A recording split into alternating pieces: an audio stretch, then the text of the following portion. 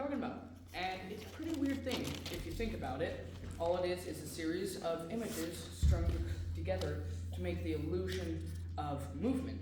It's a little bit of a taradiddle if you think about it. It's tricking your brain into thinking there's movement. And think about your favorite character for a little bit. Think about it for a second. You got it? You don't want them to lose. You probably want them to achieve their goals and do whatever it is, even though you know they're fake. So you have an urge for them to succeed, even though you know it's fake. Why is that? Well, with good writing, you will actually get emotionally invested in characters. And no one really knows why, because you're able to sympathize with some frames on a picture and words. Bit weird. The actual definition of anime, if you go back to the root word, is animato. Animato, which means the bestowing of life. If you want it to make a little bit more sense, think about reanimate, bringing something back to life, or inanimate, something just with no life, like this, has zero life, completely devoid of it. But that is the ultimate goal of animation as we know it today. It's to create the illusion of life, to tell stories. And there's many ways people go into that, and that's what I'll be talking about today. Different animation techniques throughout the world. The first one that we know about is called a phenakistoscope, which, yes, I'm pretty sure whoever named it had a stroke while naming it, because I don't know who Finn is, why he kissed a scope, or anything about it. But I know that it exists. It was made in 1832.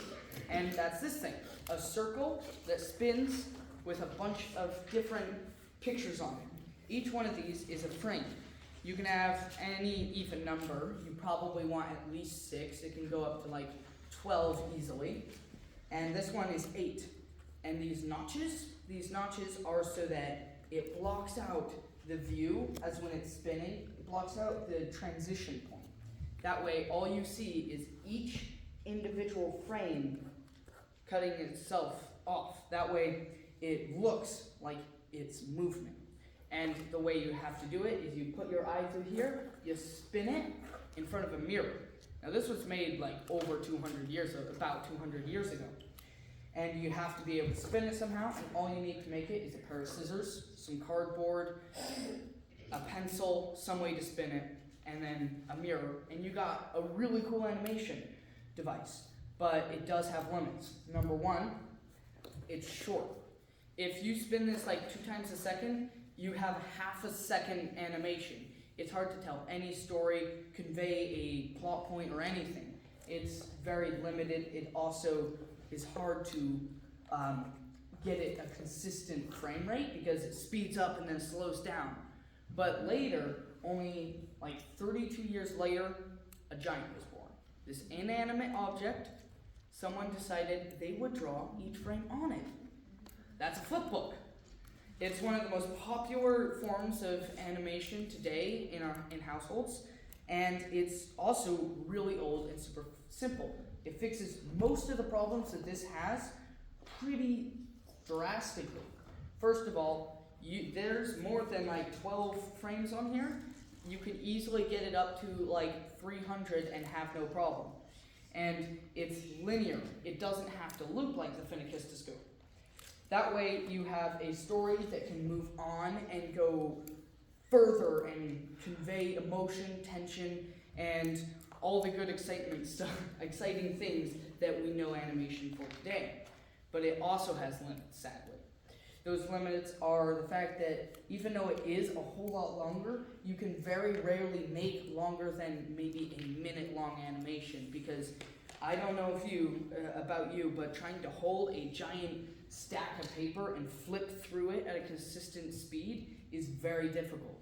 Not to mention that you have to actually be able to hold it like this to get consistent pressure. So the limit to the size of a flip book is about this big.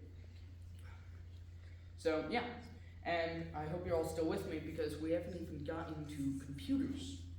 This is all years and years ago. So the age of the computer, or more specifically the camera, is when stop motion was born.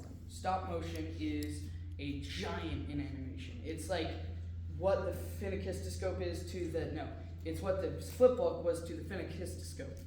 It fixes all the problems and makes it a lot better. When you have a camera, you can take a picture, move it, or draw another picture. That way you can make a flip book last forever if you have enough paper.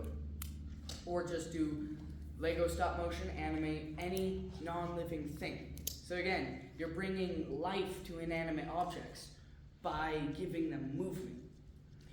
So when stop motion rolled around, people realized that they could make actual stories and eventually added noise to it. Like the stop motion was also the birthplace of visual effects. It was how most non-practical visual effects were made. And after stop motion became so popular, there was small short films being made, the most famous of which is Steamboat Willie. Everyone knows what it is, probably everyone's seen it.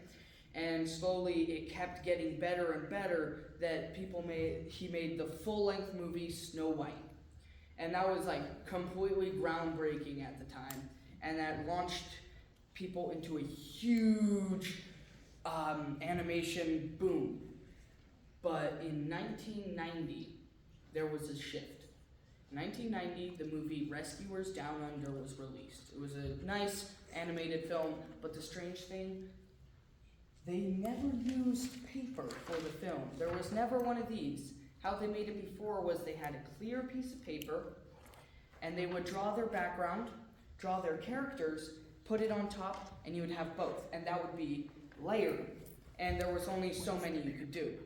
And you would layer them and create like basically a skeleton. It was the old version of a skeleton for animation. And The Rescuers Down Under never had that. It was the first fully computer animated movie.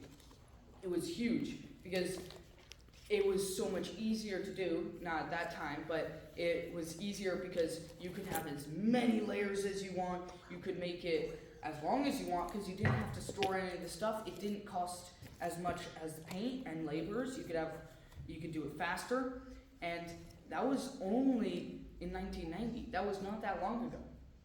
Just 5 years later, when I say animate, I know most people don't think of 2D animation, they think of 3D. Just 5 years later, Toy Stories was made. The first feature film, fully 3D animated movie. Everyone loves it. I mean, it was a great story, great movie. It was super cool, and it was really the first look at what computers could do. There were, before this, many instances of 3D animation put into the 2D animation, and it always looked a little off, but it worked. And after that, it exploded. I mean, we went from this thing, maybe a quarter-second animation, to full-on hours of animation that you could just watch on something you can fit in your pocket. It's crazy how far it went. And we eventually got to where we're at today, where really you won't really find any physical 2D animated movies anymore.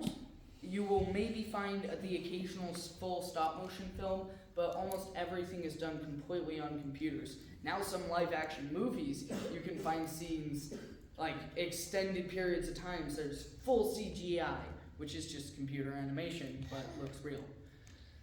But what about AI? AI is a bit interesting because it is everywhere these days. You got AI images, AI video, AI animation. Do you think it's going to take over the market? Personally, I don't think so. It may shrink it to where there's less people doing it because AI is just another tool. You can have many tools to do many things. My favorite example is how for coding, it takes forever to code, and originally it was like ones and zeros, not really, but it was ones and zeros, and then they made a language where it's like a better language to where you can just type in words and stuff that made sense to us, And then AI came around and people were scared, oh no, we're gonna lose our jobs. When, if you don't know how to code, the basics of coding, you can't get AI to code almost anything because you have to know what functions and actions you need to make it work. I think it's gonna be similar to when AI actually makes better videos, because right now it really can't get AI to do anything more than something be there and just exist while moving. You might be able to get it to do a little bit of action, but there can't be linear progress. When it gets to the linear progress that you can do that, I think it will be pretty similar to coding, where it will help people make it better and faster. You can make stuff faster. That's always what it's been doing. You can always move on from this, which is pretty slow to make, and you can only make short, and then you get a flip book, which you can make a longer animation faster, and then you've got stop motion. You can make, it's not really faster, but it's easier and it has less limits. And then you get computers, which makes it faster and easier. It's always just getting faster and easier. And AI is just another tool to do that. This leads me to my scripture verse, Ecclesiastes 1:11. For the Lord has made everything beautiful in its time, and he has also hid it in their hearts, that no one should know it from the beginning to the end. So he's made everything beautiful in its time, including animation. And I think that you should really try to make some of these. Like, flip books are super easy. I wouldn't suggest making this. I mean, if you want to, it just takes a long time, and you can't make as many cool things. It is cool, but I hope you all will go out and try and find some cool animations and just have fun with it. Thank you for your time.